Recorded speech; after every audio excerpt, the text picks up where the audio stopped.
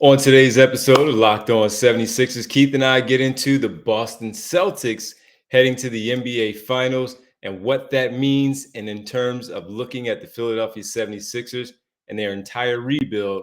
Here we are. Celtics are in, Sixers are not. We'll talk about it next right here, Locked On 76ers. You are Locked On 76ers, your daily Philadelphia 76ers podcast.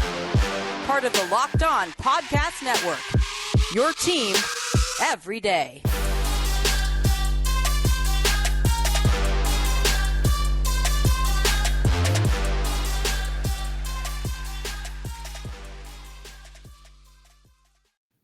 Today's episode is brought to you by Bet Online. Bet Online has you covered this season with more props, odds, and lines than ever before. Bet Online, where the game starts.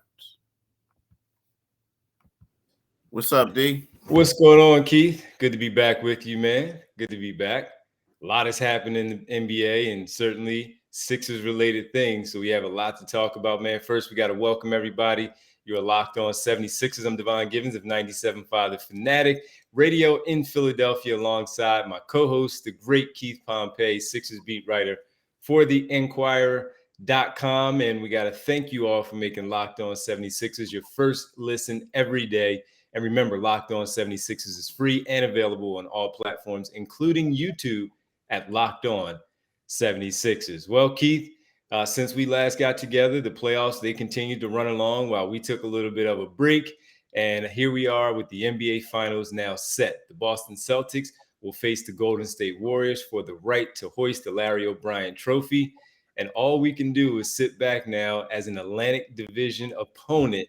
Once again, the Toronto Raptors in 2019, and now with the Boston Celtics leaping over the 76ers, getting to the NBA Finals before they do, with a former Sixers assistant and a former Sixer front court player that didn't seem like the right fit, seemed like he was done. All of a sudden, he's helping to anchor one of the better defenses in the NBA as they're getting set for the NBA Finals in Al Horford. Yeah, I mean, when you look at this, some people can argue, but is this an indictment on the process or some of the things? And the reason why I'm saying that is when you look at it, you're saying, okay, these are teams who started struggling at the same time. They started their rebuild during the 2013-14 season. People forget the Celtics may have had, I believe they had a worse record than the Sixers that first season. Yes, they did. They did. This is this. So then the Celtics, they do their rebuild, right? Then all of a sudden they make a trade for Kyrie. It doesn't really go well, right? Then all of a sudden they take and ship Al Horford to Philly. Kyrie goes to Brooklyn and free agent Kyrie Irving, and then all of a sudden last year the team has the seventh best record in the East at 36-36. They bring back Al. They make some great draft picks again, right? And leading up, and now look at them. They're in the NBA Finals. So when you look at Boston and you look at the Sixers, and you're saying to yourself, like, wow, this defensive intensity that we want to play with, the Sixers want to play with, Boston plays with it. Not only that, people are saying this is a team where the two guys on their two best players, Jason Tatum and Jaylen Brown, can't play together.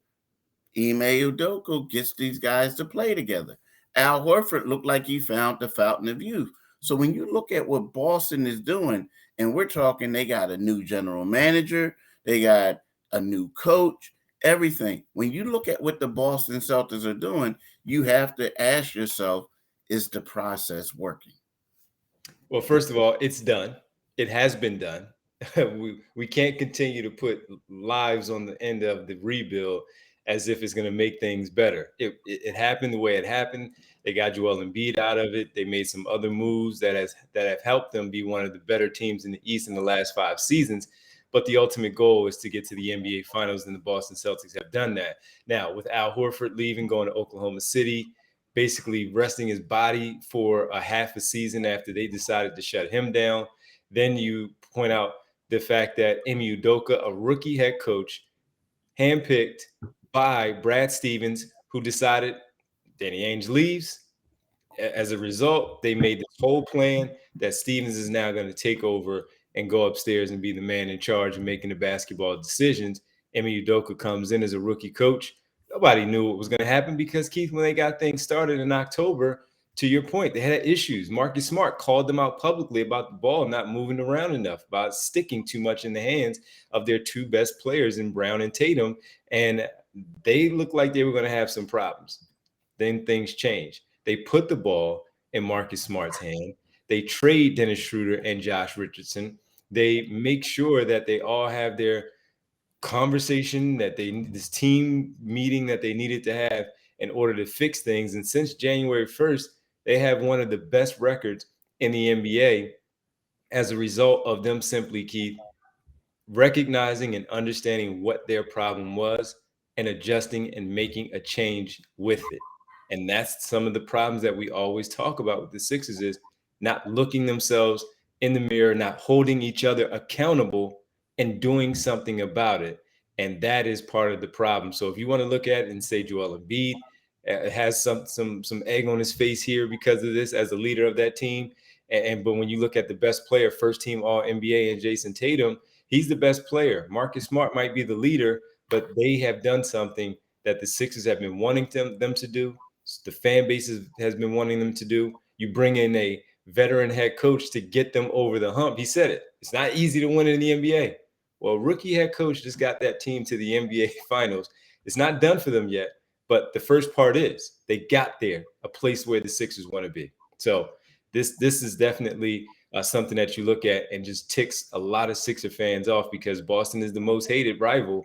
And here we are, there in the NBA Finals while the Sixers will be watching like the rest of us. So a big problem with that. So to that, we need to talk about the coach a little bit on the other side, Keith, because he is now going to be here, at least it appears, after one destination was possible for him, at least rumor-wise, that was wanted for him to land. That job is now occupied. He's going to be here. We'll talk about him, what he means, especially off of Ime Udoka now heading to the NBA Finals with the Boston Celtics. We'll get to that next right here, Locked On 76ers.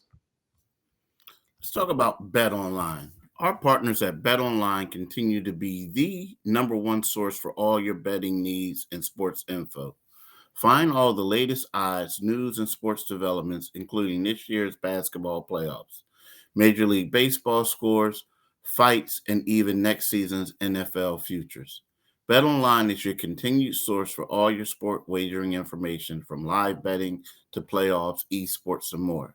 Head to the website today or use your mobile device to learn more about the trends in action. BetOnline, where the games start. Do it today, people. Definitely do it today. Needed to hear that. Do it today, folks. Get in there. Do it today. Thank you for making Locked On 76ers your first listen. For your next listen, check out the Locked On Now podcast for nightly recaps of every NBA game with analysis from our local experts.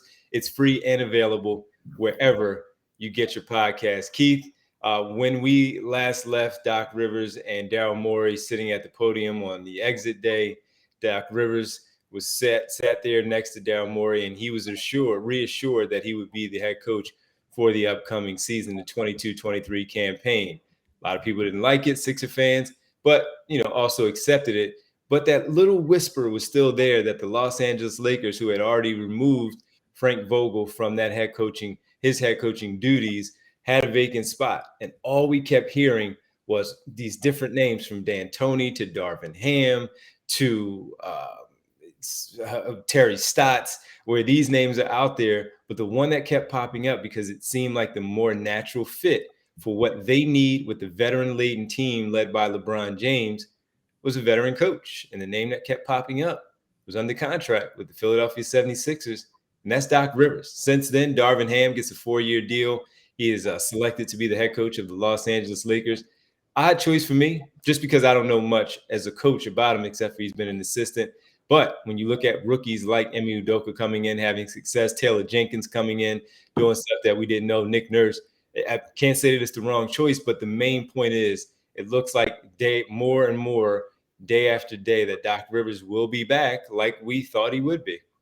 Yeah, it does. It does. I feel like it was a tough situation because when you look at the Boston Celtics, they really didn't have the draft picks, or they don't have the draft picks enable for the Sixers to make that trade. Meaning, Oh, you yeah, like, hey, well, okay, so let's face it. We you want Doc Rivers. We know you do. It might be a better fit for Doc. Doc probably wanted to go there, right? From what you hear, but it's one of those things where, hey, y'all don't have the assets available to get them. You just don't. So there were articles written about it. Hey, the LA Times sent the guy to Philadelphia. Then Bill Plaschke, their columnist for the LA Times, wrote like, oh yes, Darvin Ham, Terry Stotts, and D'Antoni. Yeah, not D'Antoni. What's the other guy? The other finalist they had, the dude who was with the Nets, excuse me. Kenny Atkinson. Kenny Atkinson. He says, all three of them are great guys, but they're not Doc Rivers. So, everybody in LA was pushing hard to get this guy that job. And I just feel like it came down that they just didn't have enough assets to talk to him. Yeah. Right. Now, again, we all know what Daryl Morey said. Yes, he's staying. He'll be back next year. But the word around the league was people were thinking that he was saying that because he was looking to up the ante, so to speak, to see what they had. Right now, the deal is, yes, Doc is back. I don't feel like the loss this season in the second round was really his fault. I mean, there were people who were like, get him out of here, do this and that. But if you look, the crazy part is if you look at Miami's roster comparable to the Sixers roster, you knew that he had a tough time. Like, it was a curve. I mean, Joel is the best thing he has. He was hurt. James Harden didn't look like the James Harden that they thought they were going to get. But then still, you look at Miami's roster comparable to Boston's roster, and you're saying like, dang, Miami, they're not deep enough. So, my thing is, it's one of those things where I think, yes, it's great that Doc Rivers is coming back for the Sixers, but at the same time, they still have to make major upgrades to this roster. And I don't think it just includes a third star. I think it includes getting deeper, getting some quality players in here who can fulfill a role. Forget the star stuff, like the 3-star thing. They just need to get deeper. Like we talked about when the season ended, the obvious thing, of course, will be James Harden, how that thing plays out, whether it's his $47.4 million option that he picks up, or they give him some sort of long-term extension, hopefully not a full max, because I don't think he's deserving of that. But that being said, the other part was you need to build out the roster. You need to build depth. You need to add extra bodies, because I'm tired of looking at these other teams and they can just funnel in all of these guys that make a difference in the game, where the Sixers are deciding between one game is Korkmaz, another game is Milton. Yes, you'll have the consistency of bringing in George Niang, but is he getting it done?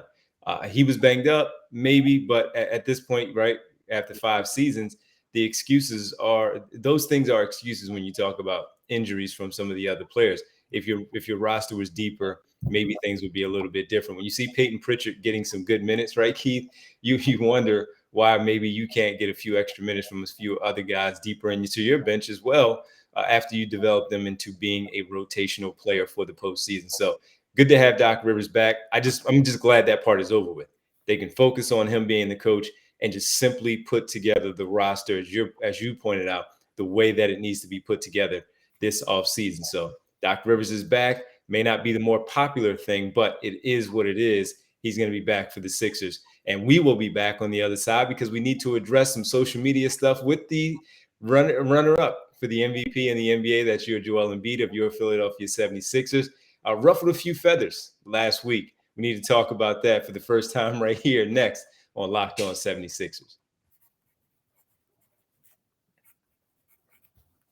Welcome back to Locked On 76ers. Keith Pompey, Devon Givens with you here. And Keith, Joel Embiid, Joel Troel Embiid on Twitter, as he puts it, one of the best troll guys in the NBA when it comes to social media. He handles it well. I give him that. He's funny. He's smart. He knows how to press the right buttons with certain things. But as the Miami Heat were losing game 5. I think they went down 3-2. It appeared that they had some issues with their roster where they were going to get knocked out in 6, and their second star in Kyle Lowry, who they gave a 3-year contract over the summer, he was banged up, but not doing enough, obviously, to help them win. They had some other issues. Tyler Hero's not playing. Duncan Robinson can't make a shot after getting a $90 million contract. Everyone else, role players, even though Bam Adebayo is supposed to step up in those spots as well. But he says on social media, looks like Miami needs a second star. Now, a lot of times when he tweets, we also know that he's a big soccer fan. Is he incorporating this into the soccer game that he's watching? Or is he talking about the Heat and the Celtics game? And lo and behold, he was talking about the Heat and the Celtics game. The Heat needing a second star. I took it as he was talking about all you guys yelling at us and talking about James Harden or Tyrese Maxey, Tobias Harris, whoever it might be, that we don't have that second star. And that's why you didn't get to the Eastern Conference Finals. Well, Miami allegedly had a second star. They got there, but the ultimate goal is to get to the NBA Finals. They did not. And the fact that he has the relationship with Jimmy Butler, he just starts to get under people's skin. He knows how to pick. And man, do people run at it because he doesn't tweet often. When he does, man, it catches like wildfire. What did you make of the tweet? Initially I thought he was trolling. I mean, and I still think he's trolling. But he's trolling. But I also think Joel is smart enough to know what he's doing. He does. He knew the reaction it was going to get. Yep. He knew that certain people would say, "Oh my God, Joel's trying to get out of here and leave." So there's two things I looked at it. He's having fun. He's trolling. We already know the relationship that he has with Jimmy. Then, we know that. So he's saying this. He knows the reaction. He's saying like, look, I'm having fun. But there's something inside of me that's saying that was a message for the Sixers front office. I could be wrong, but a message for the Sixers front office. Basically, like, look, I'm in my prime right now. Yep. Y'all got to get this right. Yep. And the reason why I'm saying that is, now again, this is my opinion. And again, it could be either or, just straight trolling or that. And what I mean by that is because you remember after the final game when they lost, he says everyone can be traded, including myself. Now, if you're Joel, he always says that, but we know he always says that. But what I'm trying to he always says that. You are correct. But what I'm saying is, it's kind of sort of like if you're Joel Embiid and you look at your roster and you see your roster comparable to all the other teams in the league, right? These teams we talked about. Yep. And you're saying to yourself, anybody can be traded.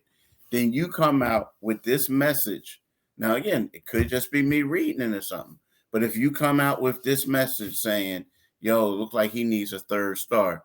Basically, what you're telling the front office is, look, y'all said y'all going to go out there and upgrade this roster. Better hurry up and do it. Yep. You know what I mean? We got to realize at that point, no one knew who the coach was going to be. You didn't know if Doc was coming or going, right? You don't know if D'Antoni was coming, right? You didn't know, what's the deal with James Harden, what they're going to do with him, the whole nine, what you're going to do with Tobias Harris. So if you're Joel Embiid, you're just tweeting stuff out. And if I'm the front office, I'm like, hey, Joel, we're going to do everything you said. We're going to do everything you said. So again, that was my thinking later on. Now, again, I don't think he intends to go anywhere and anything like that, people saying. But at the same time, when you do a tweet like that and just tweet it out with no explanation whatsoever, people can assume whatever they want. You know what I mean? So I honestly felt like, and knowing him, you're right, he was trolling. That's all it was. He was trolling people. But again, to me, I think if I'm the 76ers front office, I'm trying to make sure I'm doing everything I can to keep this guy engaged. Because the thing is, and I know we're getting a little off topic a little bit, but the thing is, typically when stuff like this goes down and you get a superstar and he wants to win a championship, he's getting all this money. And if you keep failing to make trades or bring in people who are really going to contribute, you don't have a bench, all of a sudden that player, Charles Barkley, they want to get out of here. You know what I mean? That player, said superstar, they want to leave any team. So that's the one thing that the 76ers have to be fearful of. So right now you got this guy in his prime and injuries and stuff. You don't know how long he's going to be around. You got to make the most of it. And this has to be a gigantic offseason for the Sixers for them to be able to compete with these teams, because right now they're not. 100%. And just to also clarify one more thing, one more tweet that he put out there after he said Boston is just too good. He also pointed out that y'all are stupid with 4 laughing emojis, crying laughing emojis, because again, as we both talked about, Joel Embiid knew exactly what he was doing with that tweet. Always having fun, always putting it out there, always pressing, the buttons and getting, making it a little tough for people who are going through what they're going through, not getting over this loss in the second round against the Miami Heat. So Joel Embiid just simply being Joel Embiid. On our next episode, we'll get into some more Sixer things, some more basketball things overall in the NBA, as the NBA Finals is now set. Celtics and Warriors. We'll talk about, though, some of the roster things that we needed to get into with the 76ers. As far as Keith said it, they need to improve the roster. We need to dive into it a little bit more. So we want to thank everybody for making Locked On 76ers your first listen every day. Now, make your second listen Locked On NBA for Locked On experts covering the biggest stories around the NBA every Monday through Friday in less than 30 minutes. It's free and available wherever you get your podcast. Keith, let people know where they can find us, man. Yeah, you can find us. First of all, you can find us on Twitter. You can follow my man Devon at DevonG975. You can follow me on Pompey on Sixers. You can also subscribe to this podcast wherever you get your podcasts at. But also make sure to go to YouTube and subscribe to our Locked On 76ers podcast by clicking on the Liberty Bell. Do it today, people. Do it today. So glad to hear that again. Folks, do it today. We appreciate you listening, and we'll check in with you tomorrow. Keith, enjoy the rest of your day, man, and talk to you later. Same to you. Happy holidays to y'all. Absolutely. Happy holidays, folks.